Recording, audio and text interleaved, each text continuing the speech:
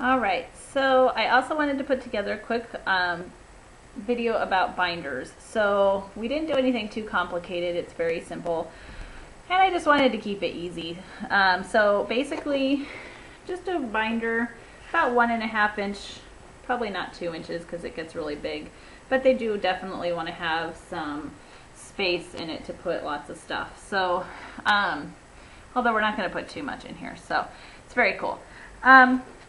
Basically, we stole a couple ideas from the school that I taught at, as well as from the Well-Trained Mind, and kind of just combined the two.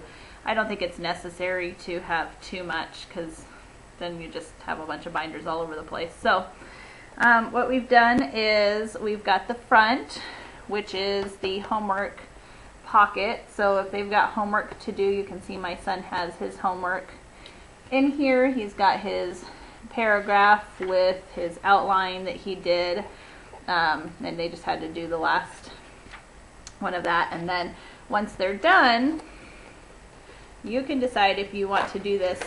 We did kind of a take-home, leave-home at the school that we were at, and that's in the back.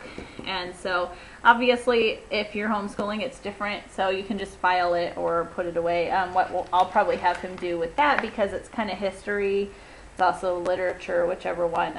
We've got these tabs that I'll have him put them behind. So that brings me to the tabs. Christian's got folders in his because he really wanted a folder, because his sister had to have folders for her school. So I went ahead and let him pick out some folders. We probably won't use them. I hate to say it, but that's all right. So you'll see at the front that we've got some like reference sheets, and for what Christian is doing, which is the CVA, he has to have a weekly check-in. And I really kind of just wanted to get the boys used to, you can kind of see it, kind of get them used to having like a organizer or whatever, and just kind of put like what they've done throughout the week. And so this is our front page, and it just talks about like what he's done for the week, or what he's going to do for the week. And it also just kind of helps me too, and it gives them an idea of what we're doing. And at the bottom, we're actually going to be writing stuff that's due. So like on Monday, he has due his outline. And so that will just help him to know that that's when it's due. But then we've also got several, like any of our reference sheets. Here's his poem, the Jabberwocky, that we're going to be doing. And we do it every day, just with our chanting, our skip counting. You can kind of see that. Silent Final E, which is something that we got from our old school, which is a poem that we go through and say. And our spelling rules, we actually have it on a sheet of paper. There is the spelling rule packet that you can get along with the Spell to Write and Read. Our grammar jingles that go along with the Shirley Grammar, even though we're not using Shirley Grammar except for daily oral grammar and the jingles. Obviously we still keep our grammar jingles in here.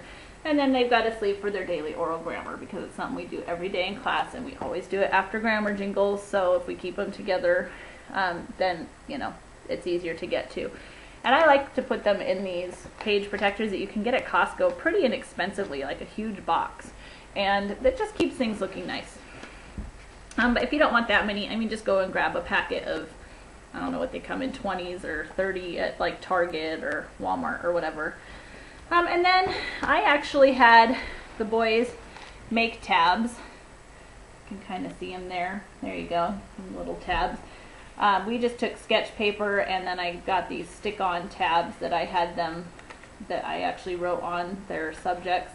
And then they got to kind of decorate using the sketch paper. So I just like to customize anything that I can. But of course, you can just go get dividers, again, at Walmart, Target. I bet even Dollar Tree might have them. And then lastly, we just put in writing paper, just lined, wide ruled. I would say for probably even 6th grade, this kind of iffy on whether you want to do college rule or not. I would say still wide rule. Probably from about 3rd to 6th grade, you want to do wide ruled. And then after that, probably college rule. But before those ages, you probably want to go to like Learning Palace and get the writing paper that has, you know, it's really thick and it's got the lines in the middle, and just have that available for them to write stuff on. So you just want to kind of make sure that you're going along with whatever their motor skills are. And some kids will be ready for wide ruled even sooner than that, but I would say up through 3rd grade, that's probably a good bet. And they make them in different sizes too, so just start, you know, with the biggest in like kindergarten and work your way smaller and smaller as you go. So that's it. That's the binder. It's very simple.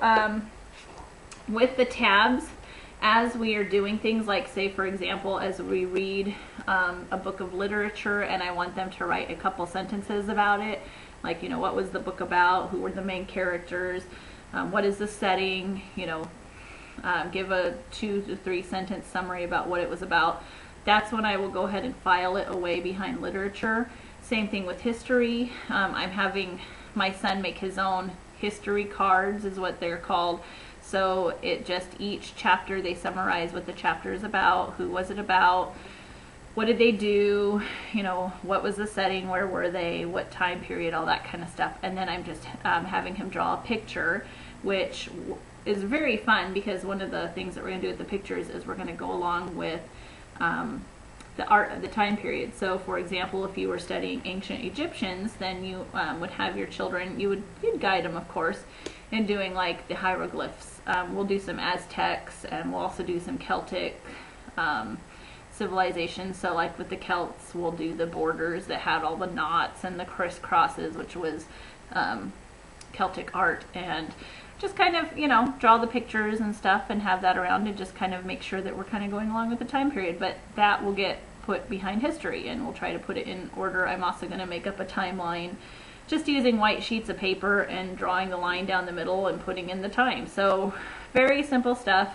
This all can be done on a very low budget using stuff from that you get from the library, and using the story of the world is what we're using for history. So all right, I'm trying not to make this any longer. We'll talk to you later. I hope you enjoyed, and I hope you have fun making your binder. Bye.